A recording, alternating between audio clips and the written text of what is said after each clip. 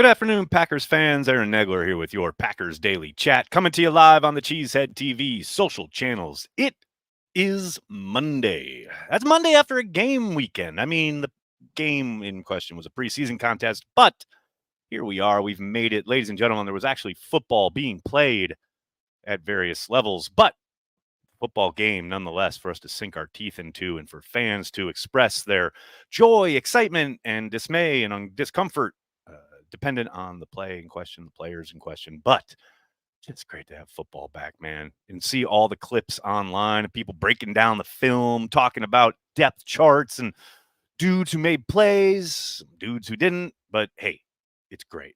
We're back. So good to see everybody in the comments already mixing it up. Thanks so much for joining us. Before we get going, you know what I got to do. I got to give a shout out to our good friends over at Ticket King. That's right. Based in Wisconsin since the early 90s. That's like, not quite the late 80s, but, the early 90s. Located across the street from Lambeau Field on Oneida, they're happy to help you find just the right tickets for Packers games, from larger groups to single tickets, both home and away. They partner with local Green Bay businesses for tailgating and bus transportation to the games, so you don't have to worry about driving or parking. They're even open on game day for last-minute tickets or possible upgrades. They even have a drive-through window. And if you're not in Green Bay, no problem. Just use the Ticket King link on the Cheesehead TV homepage, on our app, or indeed in the description of this video. Don't use Ticketmaster, StubHub, SeatGeek, none of this national nonsense. Use a company based in Wisconsin since the early 90s. Ticket King for all your Packers ticket needs. And for all your running back needs, find you an offensive line who gives you a chance. I have seen a lot of discourse, people, a whole lot of discourse on Twitter, in comment sections, also in my inbox from one individual regarding AJ Dillon's inability to pick up a first down in that contest Saturday in Cleveland. I'm not here to absolve AJ of any sins. I'm not here to say that he's definitely the best option or definitely going to make the team. All of that is yet to be determined because, as usual, they will look at the totality of the work. But, man, anybody who just goes back, and I understand maybe in the moment being, upset because you want, A, the Packers to pick up a first down, but B, you want to see more of the offense. You want to not have to punt and, or not have to turn the ball over, and you want to continue to watch your team play offense, score points. That's what's popular, right? But man, that's in the moment. Like, we're 2 days away where you have the ability to actually go back and watch those plays. And AJ Dillon had absolutely no shot on any of them. I mean, I understand that we saw the beginning of last year where a couple plays where he comes up short early in the season, one in particular down in Atlanta where he trips over himself and comes up short, and that has probably stayed in the minds of Packers fans somewhat too long to my liking. But I get it. I understand it. It probably colors the perception a little bit. But I am begging you to go back and actually look at the plays in question. Just do it. You have the ability to do so. And then maybe just dial it back a little bit. Again, 2 more preseason games to go, some joint practices to go. They will look at the totality of the work. I get some people are predisposed to not like AJ Dillon. But man, at least be critical of shit that's actually real. And not stuff that you're just like holding on to from previous seasons, previous performances. At least, like, if you're going to critique a player, critique him for what actually happened in the game. That's where I just kind of lose my mind. But that's just me. I'm an old fart. And you youngsters just don't care about that. I understand. That's right. I played the youth card. What are you going to do about it? Hello, everybody in the comments. How y'all doing? Good to see everybody. What do we got here, folks? We got Joe. Thanks for the super chat, man. Random Packer, Reggie White, the running back. That is well played. That is well played. Ed, thanks to the super chat. What a great sequence. Euro Cup, Olympics, and now football. Gotta love it. Ed, this has been a phenomenal summer. No question about it. To go from the Euros and Copa, to a lesser extent, to the Olympics, and now to segue seamlessly into football season. I wish we could do it every summer. I know it's a lot, but man, so good. Jocelyn, thanks to the super chat.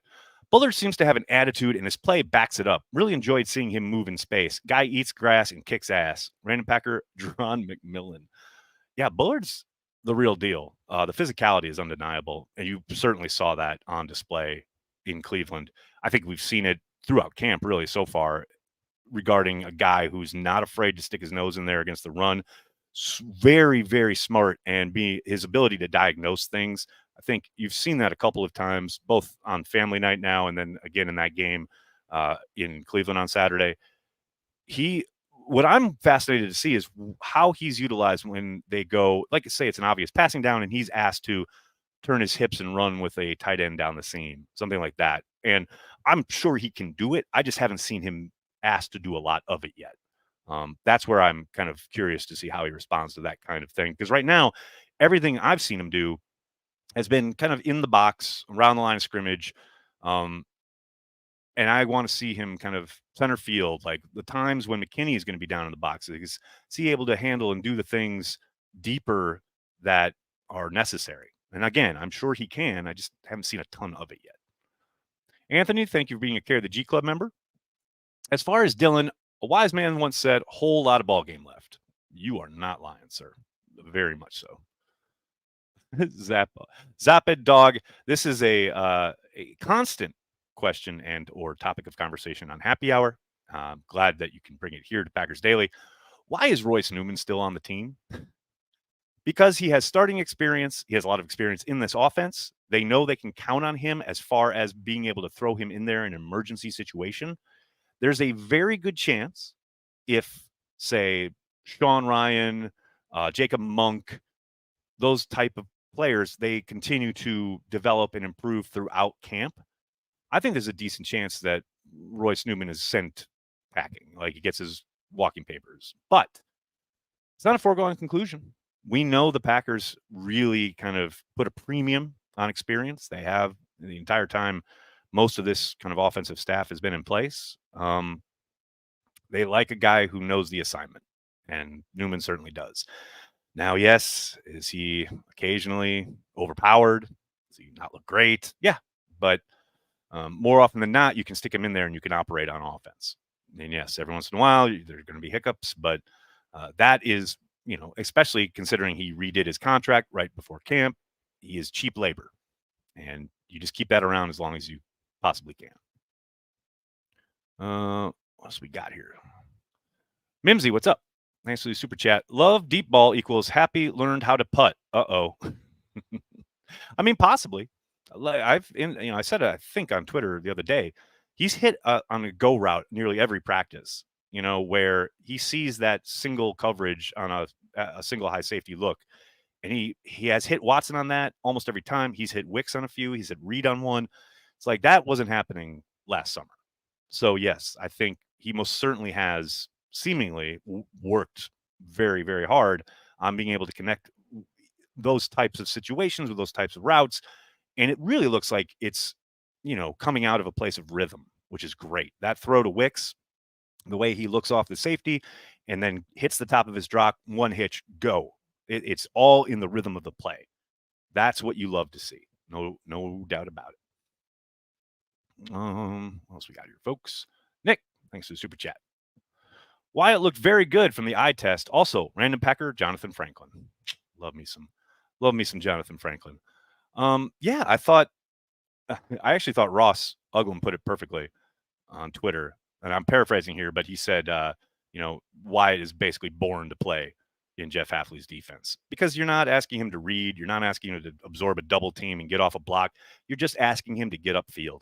There were at least 3 plays in that game where he splits a double team and causes the quarterback to have to throw and make a decision. That's what you want. Affect the quarterback, affect the pocket, put pressure on the quarterback. He's going to do that, especially if he's allowed to just get upfield. I really liked what we saw from him in regards to what's being asked of him in that game. No question. Mike, thanks for the super chat, man. Is Hafley on the sidelines or booth on game days? I believe he started in the booth on Saturday, but I also think he went down. He went down on the field later in the game, but I do think he's going to call from the booth. But we'll see. I'm sure they're going to utilize everything they can during the preseason to make that determination. Jeezy baby. Random Packer legend Steve McMichael. Truly, truly a legend. Says more about their lack of O-line depth. I mean, I think Soder puts it perfectly. In fairness, no one has O-line depth. I mean, look around the league. I talked about this with Bakhtiari years ago. I mean, O-line play, it's in a dire spot in the NFL. And clearly, look, the NFL wants you to throw the ball. They want you to score points, and they want to help the offense. But because of the way the players union has acquiesced to the NFL as far as what they've given up to achieve their goals as a union, not allowing these guys in the building for much of the offseason. And when they do, they're not allowed to wear pads for like most of the time. These guys have no physicality to their game until really the first preseason game. And even then, the starters aren't playing together for the most part. The jump from college to the pros is significant.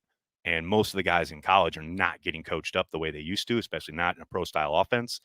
So, yeah, the depth of offensive line is I'm not going to say a fallacy, but it's certainly, you know, threadbare league wide. And the Packers of anybody in the league have done a tremendous job of figuring out, all right, we are going to cross train these guys and we're going to utilize lots of draft picks to grow our offensive line internally rather than go spend, free agency dollars and utilize that avenue on a player who may be good in one scheme, but maybe doesn't work quite as well in your town with these guys and this scheme, what he's asked to do, etc. It's hard, man. It's hard. Now, that's not to absolve like poor offensive line play because you've got the standard is the standard and you've got to be able to operate on offense. And that all starts up front. It's the most important aspect of offense. But you can also only operate in so much as the league allows you to, as far as practicing. And practicing offensive line play is nearly impossible given the restrictions that every team is working under. Like, yes, they certainly eventually get on the field and play a bunch of football, but you'll notice like it takes a while for teams to kind of find their footing and get in a groove offensively. More often than not. Now, there are always outliers, but more often than not, it takes a game or two before they're even kind of working as a cohesive unit because there's none of that work being done in the offseason. It's a trade-off. It's unfortunate, and it's really apparent when you go back. Like, I invite you to do so. Go back and watch like any game from the 90s where they were still having like lots of work in pads in the offseason throughout camp, etc. It's noticeable. The technique, the ability to move people off the ball, the ability to work together as a cohesive unit, it's just different. And they were also being coached different in college, etc. It's just, you could do a whole podcast on that. And I think probably Duke, O-line legend, probably could do so, no doubt. What else we got here? Coleman, thanks for the super chat. What's up, Nags? Can't stop the excitement I'm feeling about the defense. They look free. Go Pack, go. They look free. I like it. It's the exclamation point that made that funny. Yeah, that's a key, right? And that's something that we've certainly heard Matt and Jeff talk about this offseason as far as wanting these guys thinking less and playing free. And I think you did see kind of the beginnings of that, right? Now, there are going to be hiccups along the way. A lot of young players out there. You got to think, given everything that's probably being thrown at them schematically, it's great to say, I don't want you thinking, but you also have to know the structure of the defense, what the calls are, what the adjustments are, etc. Sometimes, maybe some over exuberance, some playing free may lead to, lapses or mistakes or whatever. It's about learning from that and developing and continuing to grow within the scheme. It's going to feed into your ability to do just that. Play free, play loose, play fast. So far, early returns, definitely promising. No question. Abdul, how you doing, man? Thanks for the super chat. Hey, Aaron, didn't get to watch the game. Anything you see from the game reassured you? Anything you're still waiting to see? Well, I think I did talk about that in regards to Bullard, but as far as reassuring, not really, because it's preseason. There's not a whole lot to be gleaned from preseason other than the occasional one-on-one matchup. But even then, you don't really know what the call is or what these guys have been coached or told to do. Like, yes, it's great to watch Wicks go for a touchdown, right? But who's to say? I don't know that Greg Williams ever makes that call in a regular season situation. Now, that's his style of play. He likes man across the board with a single safety, etc. So maybe he does, but you really can't take much away from it. So it's not like I'm sitting here going, oh, that confirms all these priors. There's no game planning going on. They're not looking at tendencies. They're calling very vanilla stuff. I mean, we talked about it on the radio just now. I just want to make sure everyone comes out of the game healthy. And as near as I could tell, I think, the hamstring issue for Marshawn Lloyd is the only thing they really had to deal with coming out of that game. So that's a big victory. Other than that, they're practicing, they're working on their craft. It's another step towards getting to the regular season. Essentially, that's it. What else we got here, folks? Adam, what's up? Thanks for the super chat. Would you say there are similarities between Micah Hyde and Evan Williams, or am I just seeing it because I want to see it? Adam, you're not the first one to make that comparison. I've seen that quite a bit. I don't really see Micah Hyde. I see a really smart player and a really good player with a lot of upside. But yeah, I don't know. I think Micah Hyde is such a rare kind of player and a great player that it's hard for me to make that jump. Evan looks promising, no question about it. You guys know I've talked about him a lot this summer, but for me, it's just a long way to go. But hey, who knows? Like maybe there are cut-ups out there that you can look at, Micah in his first training camp and they look just like Evan Williams. I don't remember it being that way, but yeah, it's hard for me to make that. And that's why I struggled with this when I was at Sports Illustrated, because we were required when we were doing the draft stuff to make the pro comparison for a college player coming out, right? And I always joked, and I think lots of people have said this, it's just funny that whenever the draft community is doing those pro comparisons, right? It's never, well, he reminds me of that fourth string guy who never got past the practice squad. It's always, oh, he reminds me of some generational talent that everyone will recognize. It's kind of fun. I'm not saying that's what you're doing. I'm just saying it's kind of funny how the comparisons are never, well, remember that guy who really never did anything in the league? He reminds me of that guy.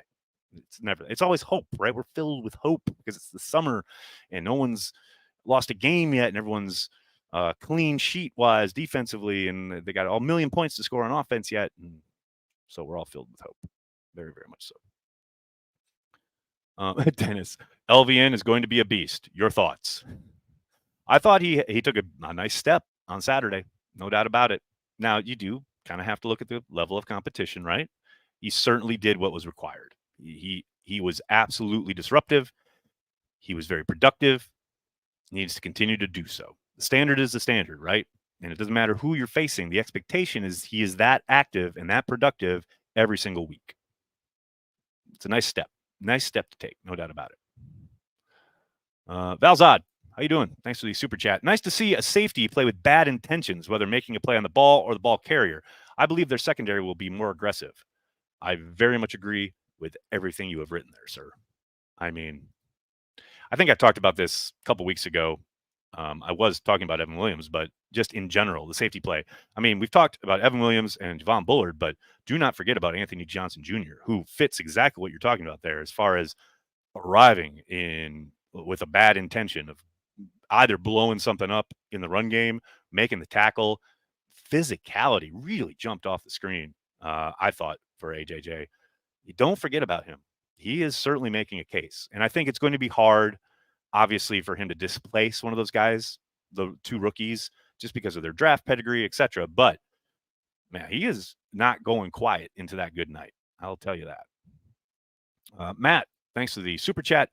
Should Carlson be worried or too early to tell? Well, the only thing Carlson should worry about is making the next kick. So, I mean, should he be worried? I don't think it'll help, but he can if he wants. I will also say it is not too early to tell. I just talked about this. If we were looking, as they always say, right, at the totality of the offseason, going all the way back to the start of the offseason program up until right now here today, I think it's pretty clear Greg Joseph is ahead. Now, a lot can happen this week in practice, joint practices, next two preseason games. But I don't think anyone can make the case that Carlson is in the lead of this thing if it is a true competition. Now, and I understand the sentiment out there is that Carlson's the draft pick, so he's going to make it regardless. I don't think that's the case. I don't think being a draft pick is going to save him if it's very clear that he is not winning this thing. I do think if it becomes a neck-and-neck race and they're essentially even, then I think his draft status, yes, will save him.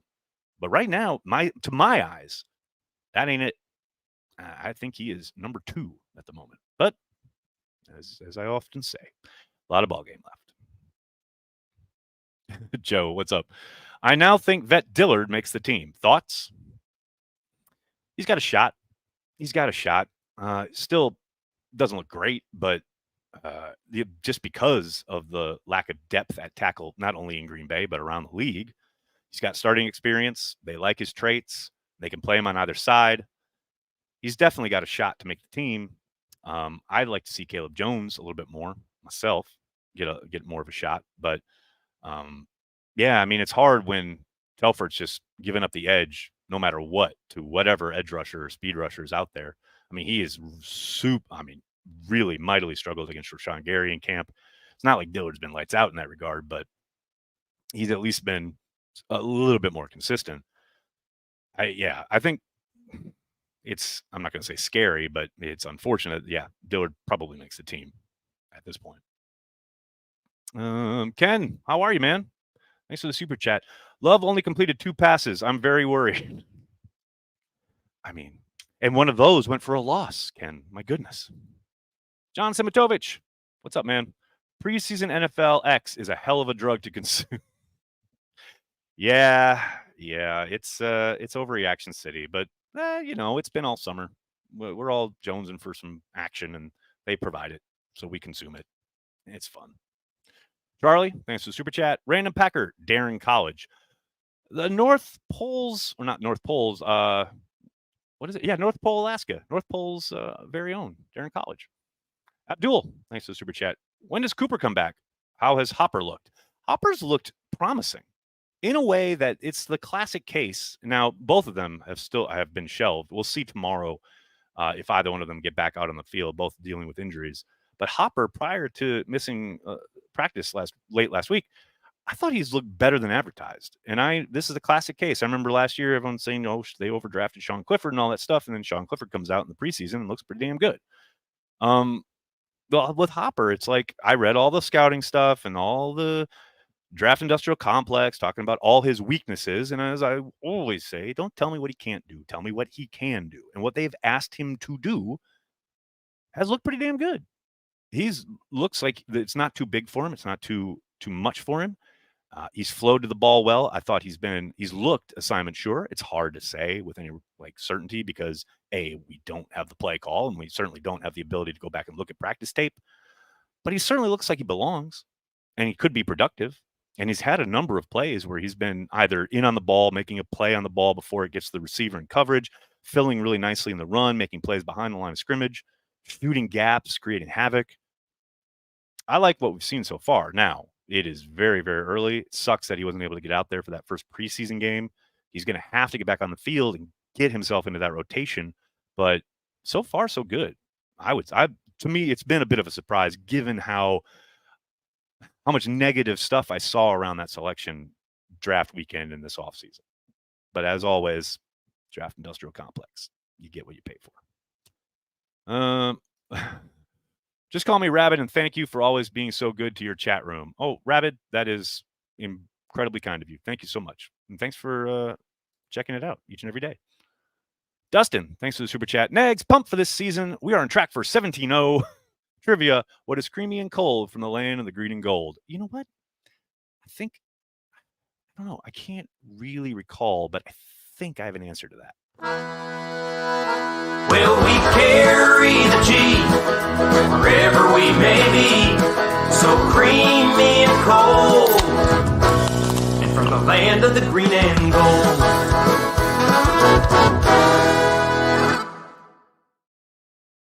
I can't help it. I can't help it. I love that song. Jason, you are the man. The absolute man.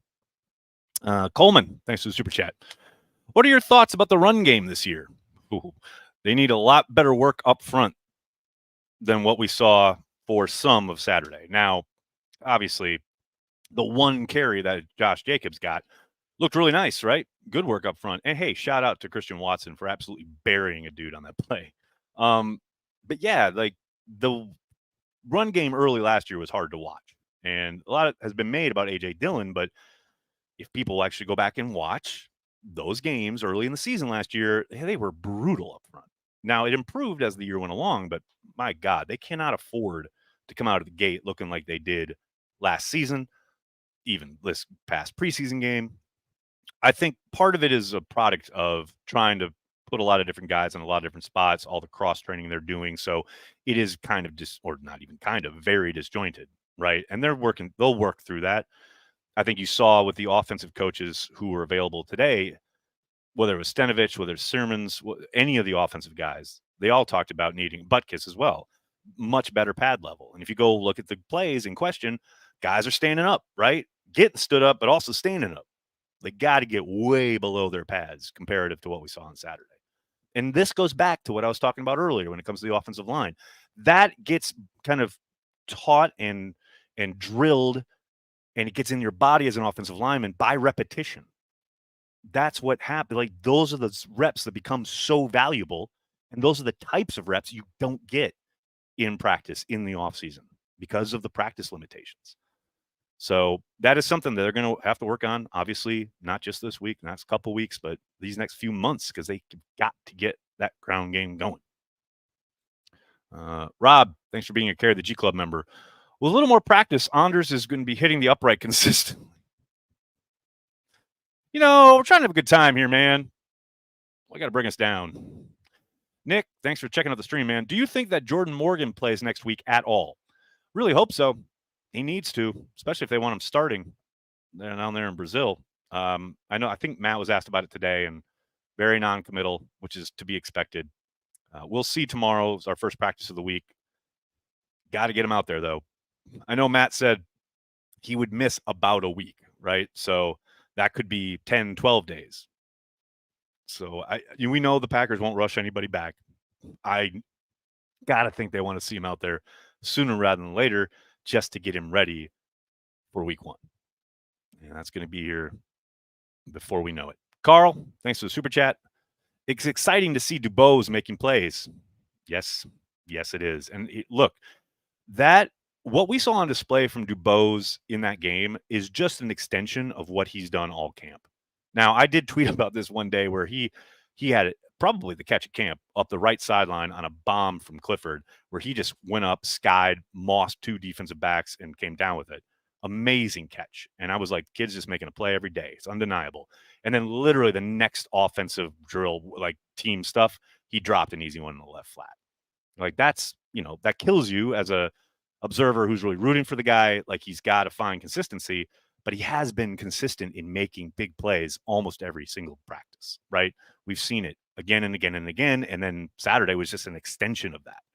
So that's the kind of thing when you're down at the bottom of the roster, that's what gets you opportunities. You make the most of those, you get more opportunities, you keep doing that on a consistent basis. That's how you win a roster spot. Now, he's also got to contribute on teams. That's not just kind of put to the side just because you make some plays in preseason, but if he continues doing what he's been doing in practice and now this preseason game, he's going to be on the 53. Ken, thanks again, man. Nice to see the 2 huge backup tackles road grade the D-line on runs in the second half. Now if they could pass protect.